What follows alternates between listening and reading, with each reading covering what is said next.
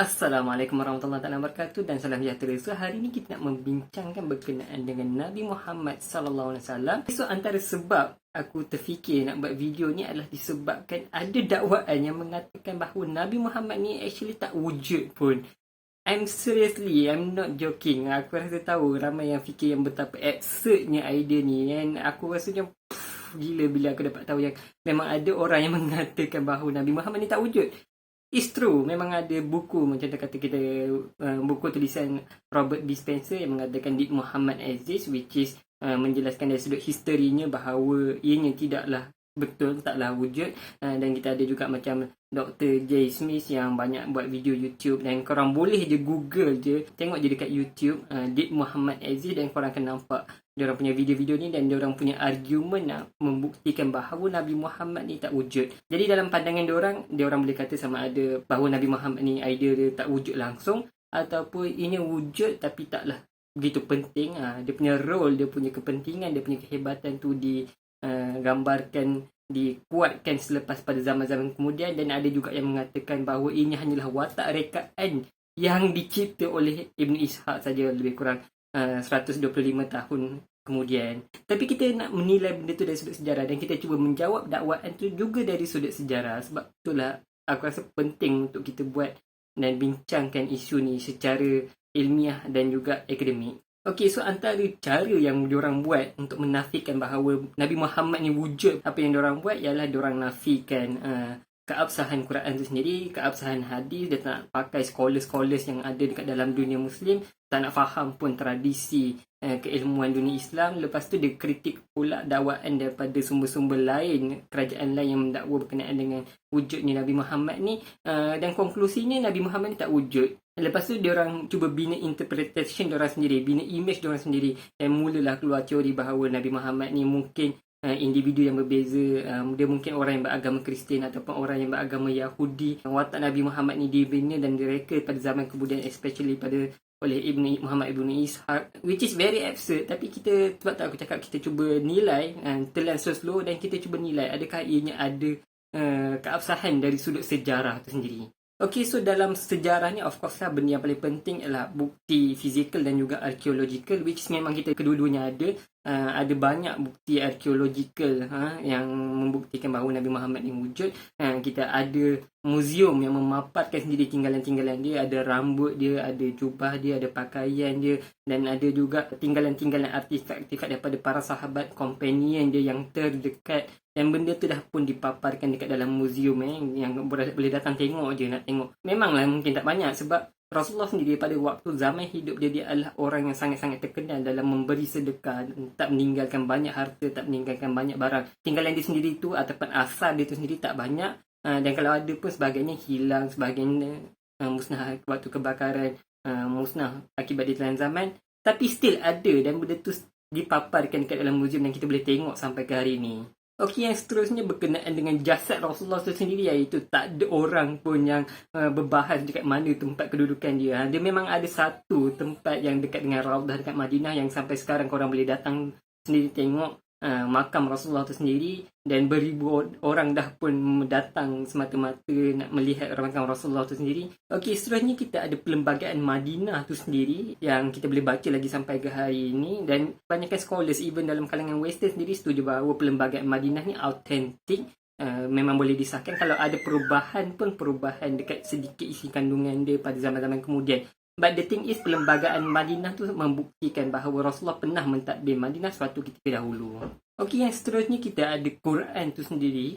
Okey, dan Quran ni dia bukannya ditulis pada zaman kemudian, dia bukan start ditulis pada zaman Osman. Tak, sebenarnya benda tu dah ditulis lama lagi dah, even pada zaman Rasulullah hidup sendiri. Bahkan kita ada companion dan para sahabat yang memang ditugaskan khas untuk menulis Quran tu sendiri. Pada zaman Osman tu baru dia start dikumpulkan dan dibukukan dalam satu mushaf yang kita boleh tengok sampai hari ini itulah. Tapi to be exact, penulisannya dah pun lama dah dimulakan, dan memang dalam Quran tu sendiri ada menyebut berkenaan dengan perkataan Ahmad, perkataan Muhammad, perkataan Rasul, which is of course lah, tak lain tak bukan akan merujuk kepada insan bernama Muhammad itu sendiri. Okey, yang seterusnya adalah berkenaan dengan hadis itu sendiri, and which is of course everything pinpointing to someone yang bernama Muhammad bin Abdullah itu sendiri. Dan banyak tuduhan-tuduhan yang dicakap, yang dilemparkan kepada hadis dalam argumen oleh mereka ni, which is sangat-sangat tersasar lah. Antara benda yang diorang silap ialah mengatakan bahawa hadis ni ditulis pada 200 tahun kemudian selepas zaman Rasulullah itu sendiri, which is sangat-sangat salah lah. Memang ada hadis which is kata-kata Rasulullah itu sendiri yang membuktikan wujudnya arahan Rasulullah yang mengarahkan para sahabat untuk mula menulis hadis Rasulullah itu sendiri, which is berlaku zaman-zaman yang lewat, which is sebelum kewafatan Rasulullah tu sendiri. Jadi para sahabat dah mula menulis lembaran-lembaran hadis ni dekat tempat-tempat yang diorang boleh tulis lah, dekat pelepah tamar, dekat sarung pedang dan sebagainya. Which is korang kena faham, pada zaman dahulu having a paper is a luxury pada zaman tersebut.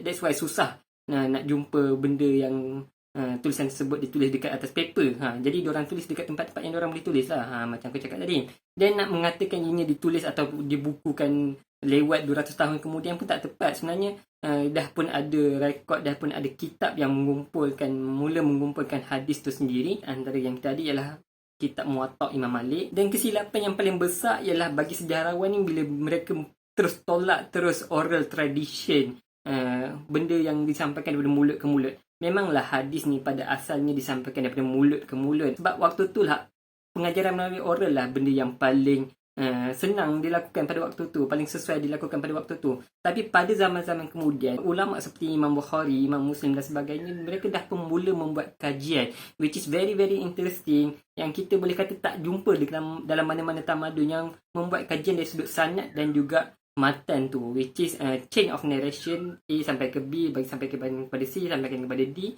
sampaikan kepada E, dan juga matan which is teks hadis tu sendiri. Dan diorang akan cek satu persatu dalam chain of narration ni ada tak mereka yang suka berbohong ataupun terbukti tak reliable dalam menyampaikan hadisnya, which is dia akan menjatuhkan status hadis tu sendiri. Dan kalau matan tersebut ada pecanggahan dengan ayat Quran ataupun hadis yang lebih sahih, membuatkan sekali lagi hadis tu akan jatuh dia punya martabat, dia punya status.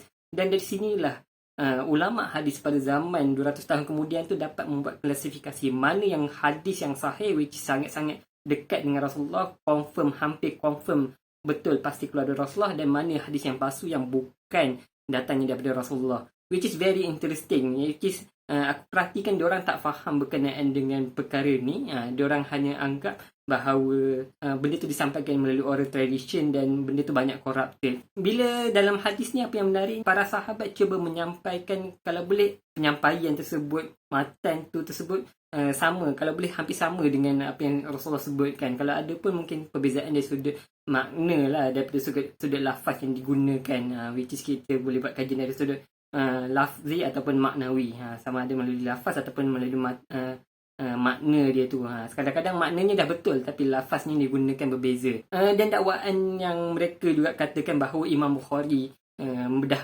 pun ada rekod mengatakan dia menyembunyikan hadis, which is very wrong, menunjukkan diorang kedangkalan mereka dalam memahami ilmu hadis. Aku bagi contoh macam ni. Seorang guru memberi pengajaran kepada 10 orang anak murid dia. Daripada 10 orang anak murid dia jadi cikgu semuanya, mengajarkan pula kepada 10 orang anak murid yang berbeza. Dari situlah kita dapati satu hadis yang sama, satu perkataan lafaz yang sama boleh jadi mempunyai 10 ke 100 jalan atau jalur yang berbeza. Dari sinilah ulama-ulama pada zaman kemudian, instead of nak rekodkan 1 sampai ke 100 tu, which sebenarnya semuanya membawa maksud yang sama, membuat tedious work, instead of nak buat tedious work, kadang-kadang diorang just comparekan dan ambil satu hadis tu saja. Yang paling penting mereka dapat preserve makna ataupun teks asal tu sendiri. Instead of nak rekodkan 100 hadisnya which semuanya mempunyai jalur yang sama, diorang just comparekan dan hanya ambil satu, dua atau tiga sahaja jalur yang betul-betul kuat, dan yang tu yang dimasukkan dekat dalam kitab.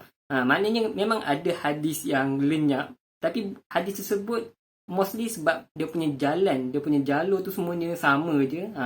Dia dah di-preserve dekat dalam teks yang asal tu sendiri, dan yang keduanya yang hilang juga adalah hadis-hadis palsu yang terlalu lemah. Nak mengatakan yang Imam Bukhari menyembunyikan hadis tu sangat-sangat salah lah. Okey, dan sumber-sumber luar yang menyebut berkenaan dengan kewujudan Nabi Muhammad tu sendiri pun ada banyak. Kalau kita tengok dalam contoh kata di inscription yang ditulis dekat Dome of Rock lebih kurang 691 CE menyebut berkenaan dengan Muhammad Rasulullah tu sendiri dan membuktikan yang insan bernama Muhammad tu wujud. Dan yang seterusnya, kalau kita tengok sumber-sumber yang luar pun kita boleh kata sebagai unbiased punya source pun banyak juga. Yang paling popular kita ada ialah Dr. Rina Jacobi, which is yang menerangkan berkenaan dengan wujudnya insan yang dah mengasaskan sebuah agama ni sendiri, which is of course Muslim yang waktu tu berperang dengan Byzantine. Orang dalam rekod tersebut dia menuduh Muslim ni sebagai Nabi yang salah sebab dikatakan sebab waktu tu Muslim datang dengan bawa pedang, dengan bawa peperangan. Lebih kurang pada tahun 634. Lepas tu kita ada tulisan Chronicles daripada Thomas Prebister, ada menyebut berkenaan dengan insan juga, berkenaan dengan orang Arab yang bernama Muhammad juga, yang datang, yang conquer Palestine pada waktu tu, berperang dengan Roman, lebih kurang 640 Masihi. Dan yang seterusnya kita ada juga Armenian punya scripture, lebih kurang 661, dan of course lah ini ditulis dalam bahasa Aramaik, tak ada masalah pun, which is menceritakan berkenaan dengan Nabi Muhammad ini, dan is mentioned by name Muhammad tu sendiri. Dan dia ada juga cerita apa pengajaran yang diberikan, basic asas pengajaran teaching of Nabi Muhammad tu sendiri. Aku nampak yang diorang cuba serang sumber-sumber yang ada ni. Kalau kita tengok daripada sumber-sumber ni pun kita dapati yang mustahil lah mereka, sumber-sumber yang pelbagai dengan bahasa yang berbeza, ditulis pada zaman yang berbeza, ditulis pada tempat yang berbeza, mustahil diorang berpakat untuk mereka mewujudkan sebuah watak bernama Muhammad ni, atau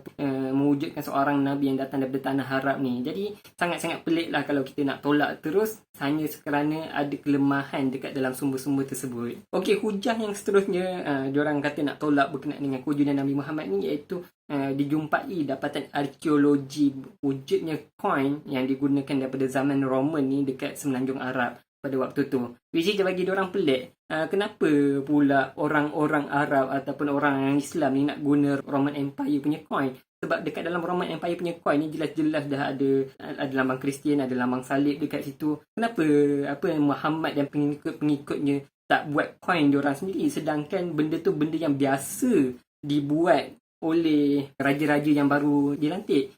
Okey, first kali diorang tak faham berkenaan dengan keadaan tanah Arab sebelum kedatangan Rasulullah sendiri, which is sangat-sangatlah lemah. Tak ada kerajaan pun, tak ada perlembagaan pun, tak ada undang-undang khas yang sekata, yang seragam pun bagi diorang ni, tak ada pembendaharaan pun, tak ada tentera pun, dan of course lah diorang tak ada coin machine untuk mengasaskan diorang punya currency diorang pada waktu tu. Dan Muhammad, apabila datangnya Nabi Muhammad, fokus Nabi Muhammad adalah untuk menyampaikan dia punya agama Islam tu, dan bukanlah satu kewajipan untuk pemimpin ataupun raja yang baru naik untuk buat coin atas nama dia. Dan fokus Nabi Muhammad tu bukanlah untuk mengasaskan currency berasaskan Nabi Muhammad. Memang ada larangan daripada hadis sendiri mengatakan jangan buat lukisan muka Rasulullah tu sendiri, jangan buat ukiran Rasulullah tu sendiri. Jadi menunjukkan bahawa Nabi Muhammad ni dalam pemerintahannya melarang orang untuk mengagung-agungkan dia melalui artifak, melalui scripture, melalui lukisan, melalui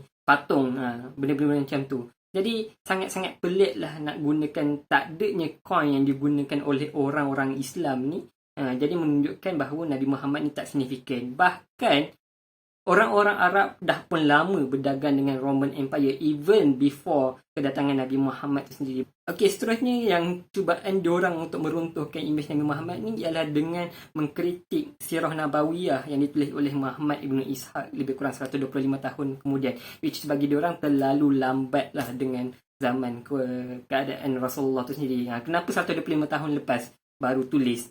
Which is sebenarnya benda tu dah ada dah, penulisan berkenaan dengan sirah, cuma dia taklah lengkap dan benda tu berlaku dalam keadaan bersepah-sepah. Okey, apa yang jasa Muhammad Ibn Ishaq yang kita kena akui ialah dia antara yang menulis sirah Rasulullah ni paling awal dan paling lengkap. Walaupun adalah kelemahan dekat dalam dia punya tulisan tersebut mungkin ada riwayat-riwayat palsu dan sebagainya. Tapi Muhammad Ibn Ishaq dah pun berjaya buat satu job yang bagus sebab dia dah dapat preserve sebahagian besar sirah-sirah Rasulullah tersebut dalam sebuah buku. Muhammad Ibn Ishaq punya tulisan tu memang banyak dikritik berat lah. Ada yang contoh kata yang kita tahu, Imam Malik sendiri yang mengkritik keras berkenaan dengan tulisan tersebut. Dan sangat-sangat pelik lah kalau Muhammad Ibn Ishaq ni dapat bina satu figure Rasulullah ni dengan selamat dengan dia punya agenda dia tu nak menegakkan Abbasiyah ke whatsoever ke, tanpa selamat daripada dikritik ataupun ditegur ataupun dibuat fact checking daripada ulama-ulama semasa pada zaman tersebut. Okey, last sekali aku nak cakap berkenaan dengan tradisi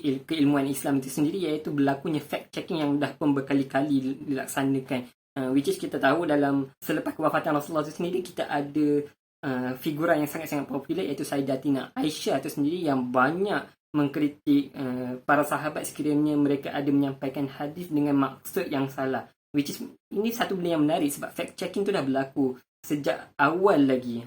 Bahkan dia punya kritikan tersebut dibukukan dan kita boleh baca lagi kritikan dia sampailah ke hari ni. Dan kita kena faham bahawa umat Islam dah pun start berpecah sejak zaman Ali lagi. Okey, pada waktu dah ada pun mereka yang pro Muawiyah, ada yang pro Ali dan ada yang pro Khawarij. Maknanya dan mereka ni bukannya bertegang leher dalam maki-maki dekat Facebook saja, tak, mereka bertegang leher sampai kan berlakunya civil war, perang saudara.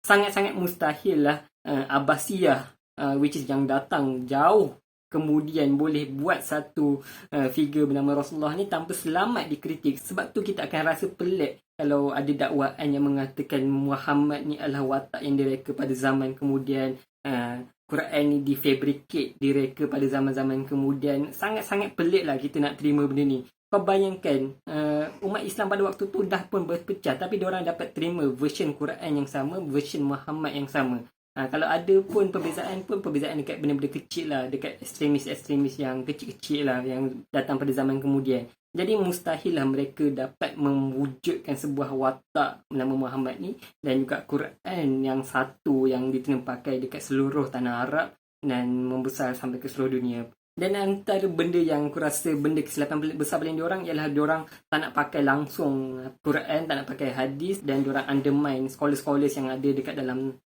orang Muslim tu sendiri, dan diorang kritik sumber-sumber lain, sumber-sumber dari luar, kerajaan-kerajaan luar yang mengatakan berkenaan dengan Nabi Muhammad tu sendiri. Dia cleankan habis sejarah berkenaan Rasulullah ni. Okey, lepas tu diorang bina image yang diorang sendiri. Jadi sebab itulah diorang kata yang Muhammad ni mungkin tak penting pun pada zaman awal-awal dia, dan dia kalau dia penting pun dia mungkinlah bukan orang yang bawa agama tauhid, dia mungkin orang yang beragama Nasrani, Yahudi dan sebagainya, which is very very weird.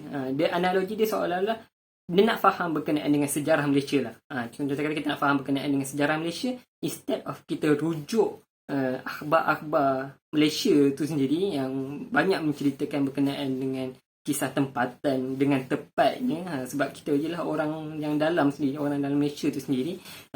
Instead of nak dia undermine akhbar-akhbar Malaysia ni, dia undermine tokoh-tokoh dekat Malaysia ni, lepas tu dia ambil secara selektifnya semua-semua daripada luar, semua-semua dari luar negara lah. Lepas tu which is of course lah akan bagi interpretation yang salah, dan itu pun dia ambil selektif. Mana yang dia rasa nak pakai dia pakai, mana rasa dia nak buang, which is of course lah dari sudut objektif sejarah tu sendiri sangat-sangatlah salah. Okey, dan sebab itulah kita takkan dapat keluarkan konklusi bahawa Muhammad ni tak wujud atau Muhammad ni tak signifikan, melainkan kau kena betul-betul tolak Quran, kena betul-betul tolak hadis, betul-betul undermine Muslim scholars tu sendiri. Lepas tu ambil cherry pick semua sumber yang rasa nak pakai, lepas tu ulas perkara tersebut, isu-isu yang ada di luar konteks yang sedia ada. Tak nak faham pun tradisi keilmuan Islam yang ada, tradisi orang Arab pada waktu tu, dan letakkan idea sendiri yang tak ada sumber yang kuat pun semata-mata nak bina image yang diorang sendiri prefer. Okay, so jadi sekadar tu saja. Please like, subscribe dan komen. Assalamualaikum warahmatullahi wabarakatuh.